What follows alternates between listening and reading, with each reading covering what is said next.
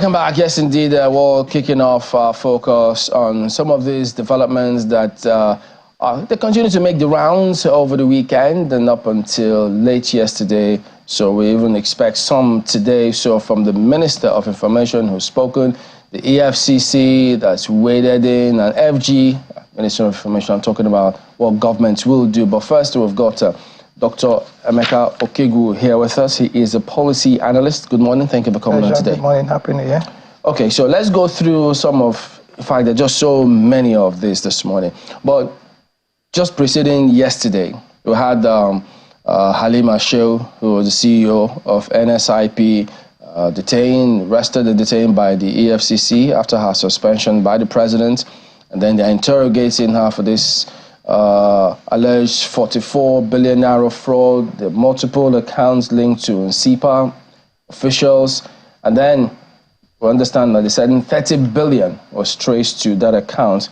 And then the former Minister of Humanitarian Affairs, Sadiya Umar Farouk, invited by the EFCC for interrogation over an alleged 37.1 billion naira money laundering. She called in sick, saying that they'll try and honor the invitation at a later date. Then yesterday, that of Better Do set of approved payment of 585 million naira into a certain Oluwatoyin Maden's account, a private account, which they say the president then, the Minister of Information has not issued that statement yesterday saying they've ordered a probe. So much for Nigerians to grapple with. Of course, there are different calls that are made around as to what should happen to all of them at the same time. So you, of course, everyone, I reckon, have been keeping an ear or an eye or two on this matter. What strikes you? Well, what strikes me is what is at the heart of this matter. That's what strikes me. It's all about people with vulnerabilities. All these monies are supposed to be used to be able to make the lives of those who are living under breadlines a little bit more comfortable. That's the striking factor here. And I mean, we are just talking about NSIP program, which is at the base of what we're talking about. I think, but there's a back end to it. And the back end might be important for us to be able to now create a proper scenario, foundation for us to discuss it further. The back end is a program that was initiated by the World Bank called the Community Social Development Program that actually led to the establishment of what they call the single register. And this was operated under what they call the Federal Operations Coordinating Unit in the Ministry of Finance. Now, it's important that we have this background. And it was under that program that you now had what they call the YESO, the Youth Employment Social Support Operations, okay, which now was now taken over by the government of, I think, President, was it Buhari? Yes. Yeah. And then, he went to create this new ministry and they gave them, this charge. So, and this is where it actually begins to get more saddening. Because if this is not original to us, we should have investigated or should be talking about what happened when we had YESO. What happened when it was being coordinated by FOCU? And what were they thinking? What was the letters and spirit of now transferring it to a new ministry that was now charged and given the name humanitarian, services? Yeah, but you missed one critical part. Before it was sent to ministry, it was under the office of the vice president for quite some time. I think about 3 or 4 years when the I don't want to call it the humanitarian part because we had that name when it became a ministry. But the vice president ran this office, for social investment, the social investment programs. The school feeding, everything was coordinated. Transfer. Yes, everything was coordinated in from his own office. And I remember for years they kept on defending the register because a lot of senators and House of Reps members kept on probing who are the people who are benefiting from this. So it would seem that there's always been a problem with accountability. And I also heard for many years the response being that this register was not original to them, that it was the World Bank who actually came up with the register. What they've done is expand on it, they built on it, etc. And I think that's what they transferred to the Humanitarian Affairs Ministry. But inside of all of this is the issue of accountability.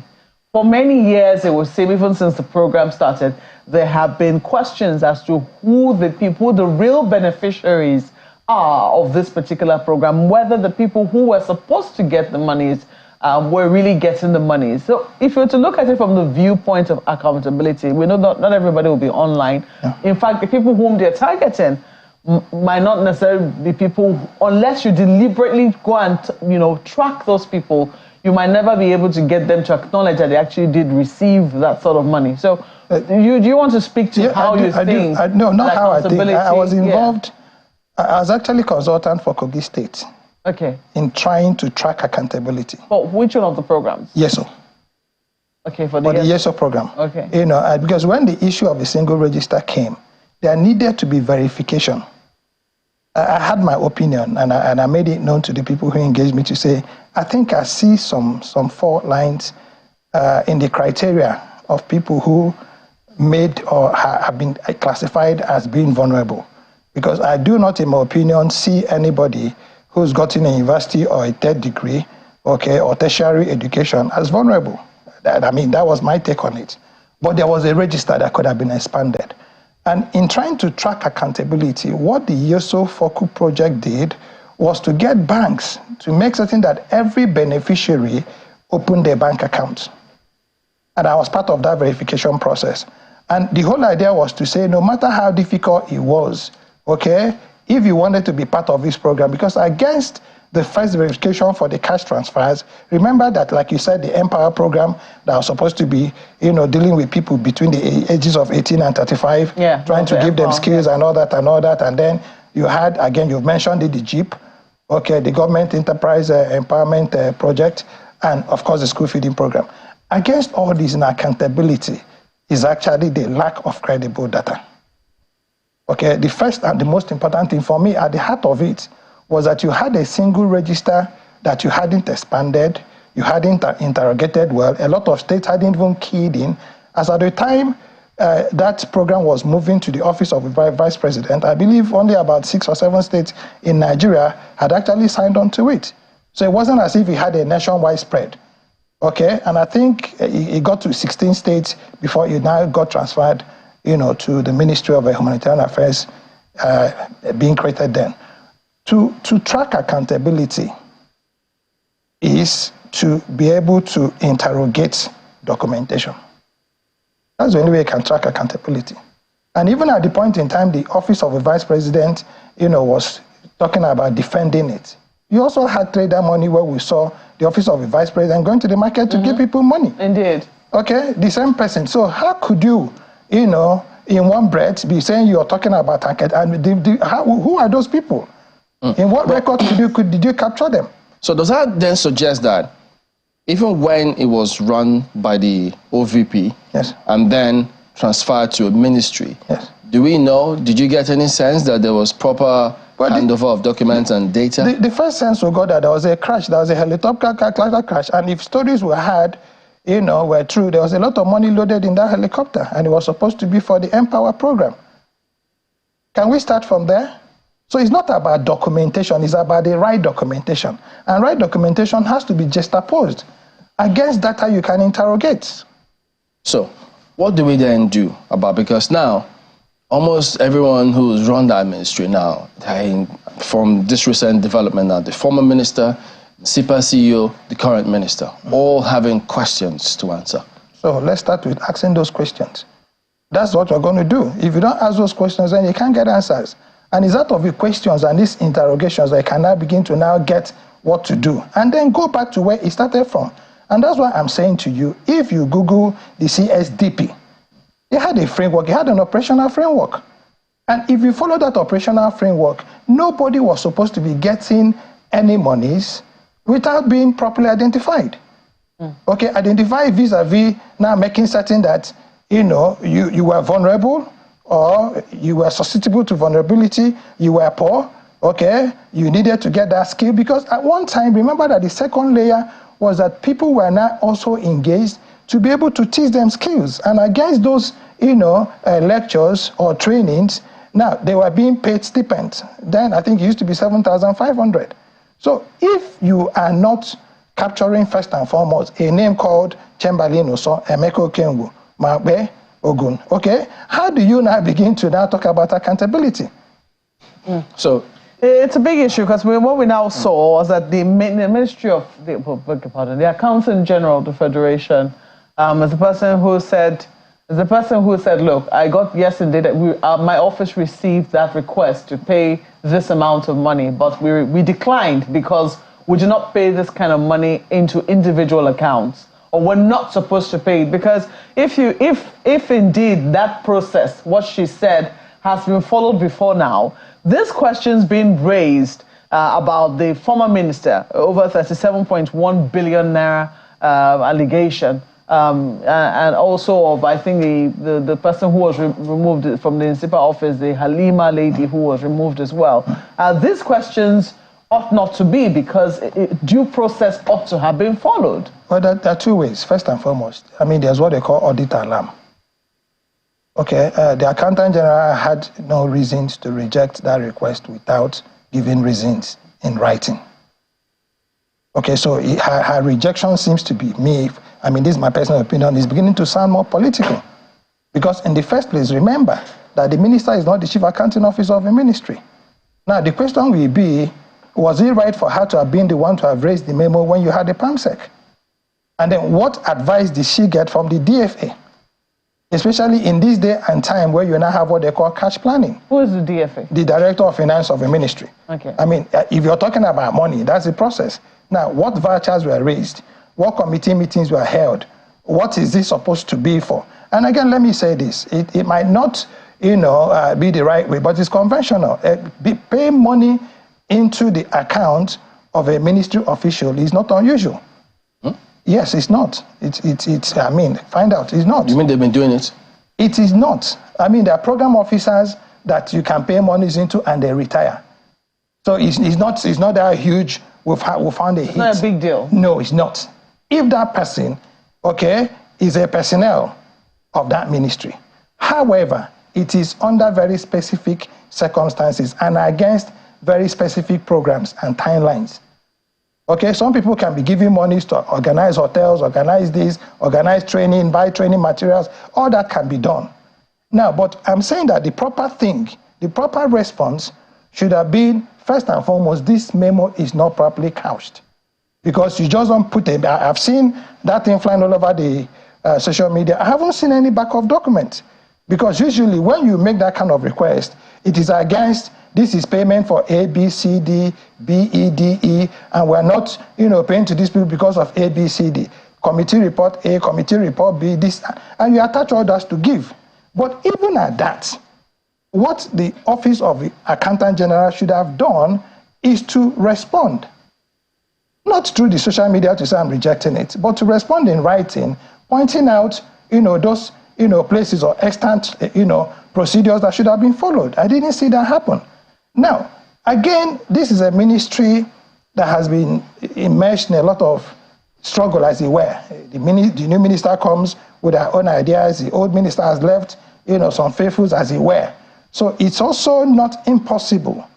I mean, we don't also discountenance the fact that this could be a struggle, okay, for control. Control of maybe things that they don't want let out, or control of the soul and the heart of the program. So these are the two ways you want to look at it. Dr. Kego, yes. When you say this is a big deal, so you mean ministries have been doing this, whether irrespective of what the Finance Act says? No, my word is not big deal. I say it is not unconventional. Yeah, but internally, okay, that means your word. It is not unconventional. Yes. It means it's been happening. Okay, I tell you this, and I've tried to explain to you. If you are a program officer running a program, and then some money needs to be expended, there is nothing wrong with that money, that voucher being paid, raised in your name, and paid into your account. But it has to be done, under very clear specifics. I mean, monies are not paid to you, and then you spend and then begin to retire. And I can give you very clear instances, okay? Assuming there's a travel, assuming there's a workshop, assuming you need to, get maybe some, and mostly this happens under the recurrent, expenditure, under programs. But we don't really know because we don't even have the full details of what these approvals are against. So it might not be very, very right, to do this slaughtering. I'm not trying to say what has happened is right, but I'm trying to say that there could be, very legitimate reasons for why it happened. Do you think it's too early then? And those who are currently, because you can see right there, even human rights lawyer, Mr. Femi Falana, saying sack the minister. No, you think it's too early in the day? That's an overkill for crying out loud. That's an overkill. I mean, what we should do is to try to get to the roots of this matter. First and foremost, like I said to you, the Finance Act also allocates responsibilities to specific officers in the ministry. And I can tell you, even here as a private organization, I'm sure you have an audit department. You just don't wake up and go to somewhere and then, Oga says, give him 1 million, and somebody gives you 1 million. There's a process. So what should happen is that we should be able to, find out. I mean, it's just one paper we've seen. What about the backup? The ministry is claiming we did the right thing. So what about SIPA CEO that's been suspended? Who also says, I mean, part of the narrative out there, in order to avoid this money's developing wings, we had to channel it into our own account. That is now where the fraud is. That is now where maladministration is, clearly. Because in this case now, you are now taking the laws into your hands. You have now decided, okay, because I think these monies have been stolen. The first thing you should have done was again to raise another audit alarm, probably write a petition to the ICPC, probably write a petition to the presidency, okay, probably write a petition to EFCC, probably even in writing, advise the minister. Because you are national coordinator. I mean, why would you now, in trying to, okay, we have a party in the office, somebody is nibbled some part of a cake, Chamberlain, you carry it and go and give to your children and say, okay, keep it. I'm suspecting that the office will have eaten it. You have stolen. But from your experience, yes, consulting for Kogi, yes, the government there. No, I consulted for the federal government, not Kogi. Good. It was federal government. Yes. Fine, nice. So does money just move like that? No. There's supposed to be a process. No, that's what I'm saying. You see, in the first place, remember, the first question is to who are the signatories to this account? And why would only one person? Because there is no government account that has one signatory. And 80% of the times, you don't even have chief executive officers signing checks. What they give is anticipatory approvals, and then the people who are supposed to now handle the check matters, the accounts departments, the audit departments now go to work. Now the question will be, what papers were raised for that humongous amount of money to have moved so quickly? So could the office of the AOGF too, even though they say, well, we didn't approve the money to move first, could they be aware of this movement?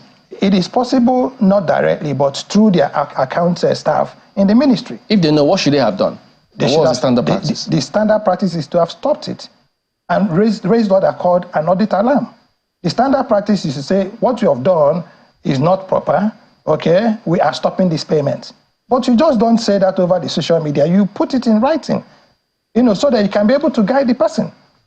All right, so we need to maybe, I guess they're investigating the matter, so it's part of what the people would like to hear. So if the office has spoken up about the 585 million, we also like to hear from them concerning these other ones. It's about processes and procedures. What are people doing? Who should have done what? I just got questions for you. Well, thank you, Chamberlain. Well, Doctor, when you talked about the question that Chamberlain reiterated with you about people receiving government money or public money into their private accounts, please help us juxtapose it with Chapter 7, Section 713 of Nigeria's Financial Regulations of 2009, which says, personal money shall in no circumstance be paid into a government bank account, nor shall any public money be paid into a private account. It says further that any officer who pays public money into a private account is deemed to have done so with fraudulent intention. That's our law. How does that marry with what you were talking about, sir? Well, the person in question is not a private person. The person in question is a public officer. That's the truth. Okay. The woman quoted is a staff, is the coordinator of that program. So she's not a private person. Well, Yeah. What the information that came from the office of the minister is that fellow is the project accountant, not project coordinator or manager, as you talked about. I don't know if you think that is also in line. Line that up. Beautiful. What is important is that... Go ahead, sir. Sorry. What is important is that he is a staff or she's a staff of a ministry. So she's a government operative. not a private person. Okay. All right. So now line that up with what happened in Kogi at the time that the project was being launched previously.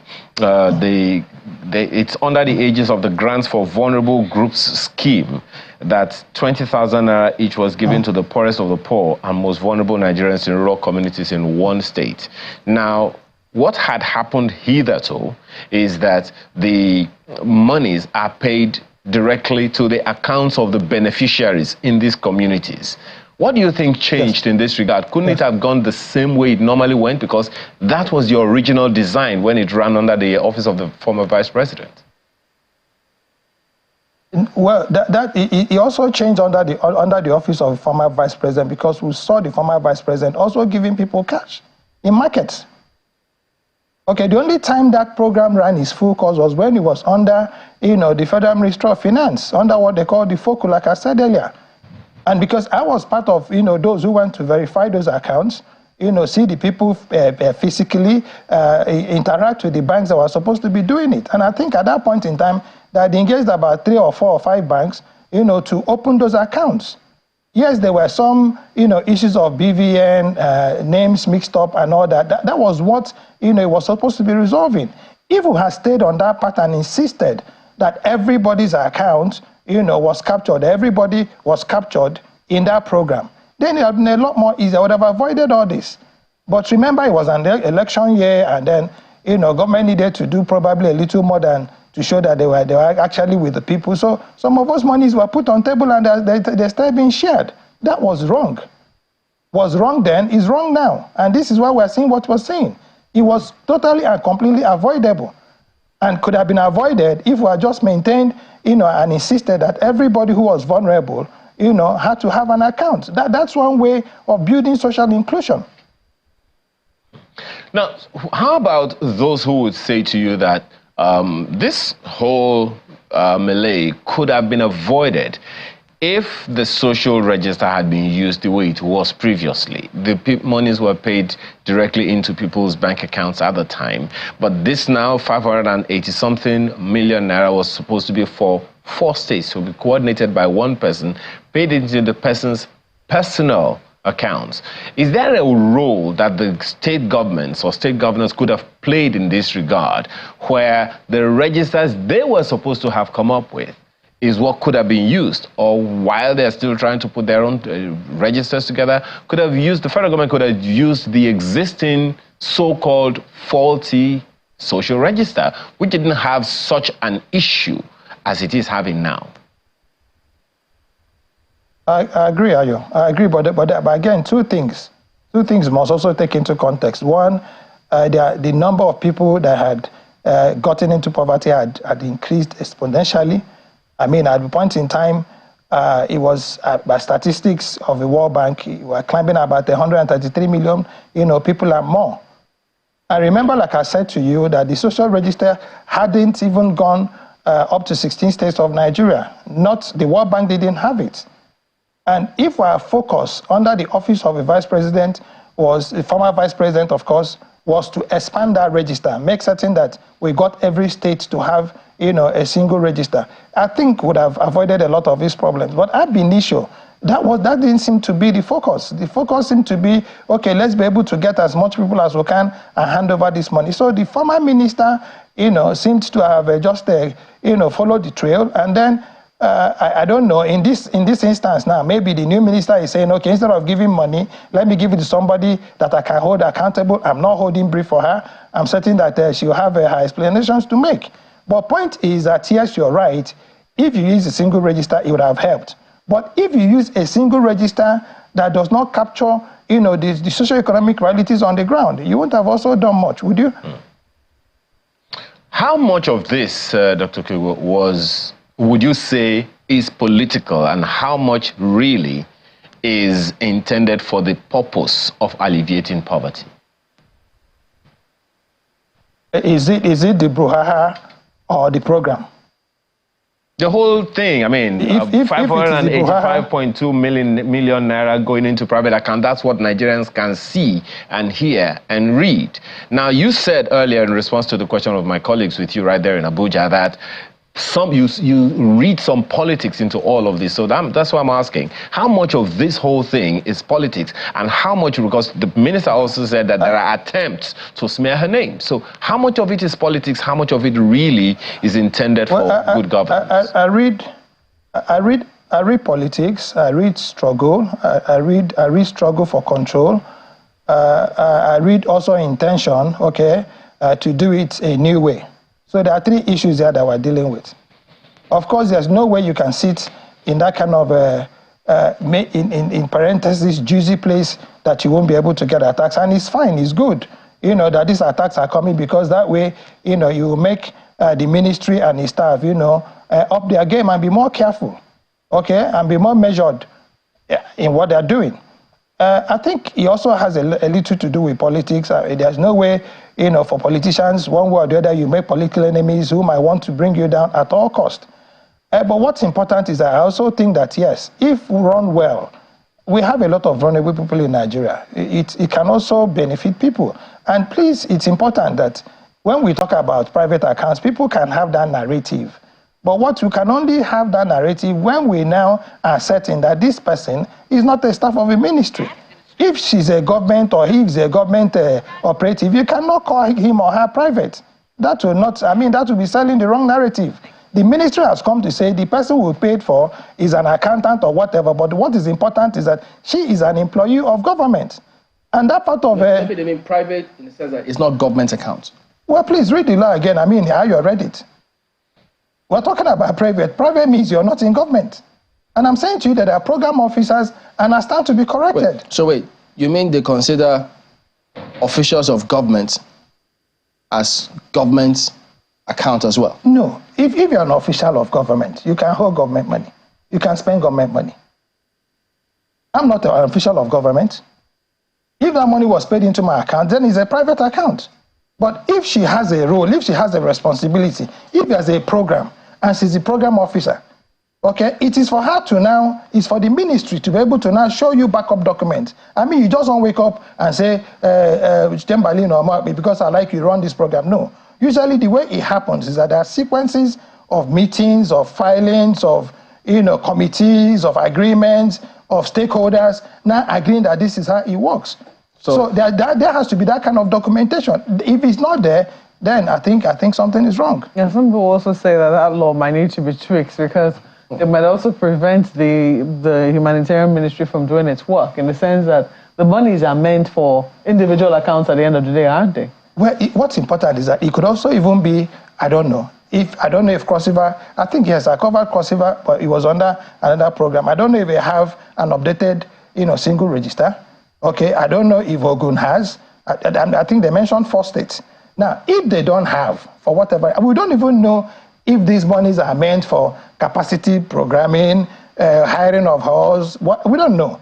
So until you get a breakdown, and this is why I'm saying that single memo and the rejection and the pronouncements from the Office of Accountant General, it might not be in very good faith. Mm-hmm. Well, the president has now instituted a probe. To make sure that there is a process of accountability that is regarding this controversy.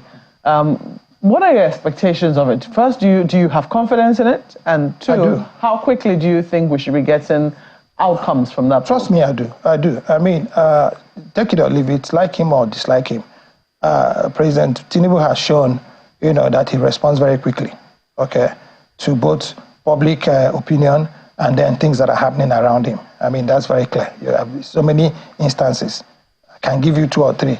Remember the university's school Broha thing, how quickly he resolved it. So I think in this instance, it is for us to be able to, clearly understand what had gone wrong. And like I said, this is very clear. If we had been talking about this money being paid in an integrated whatever company limited, some consultant of sorts, then it would be a different matter. If this was paid for projects, okay, then it would have been a different matter because you'd be talking about procurement laws. Because in the first place, If it had anything to do with procurement of goods really, not even services, then there had to be, publications as demanded by the Procurement Act. But we don't even know.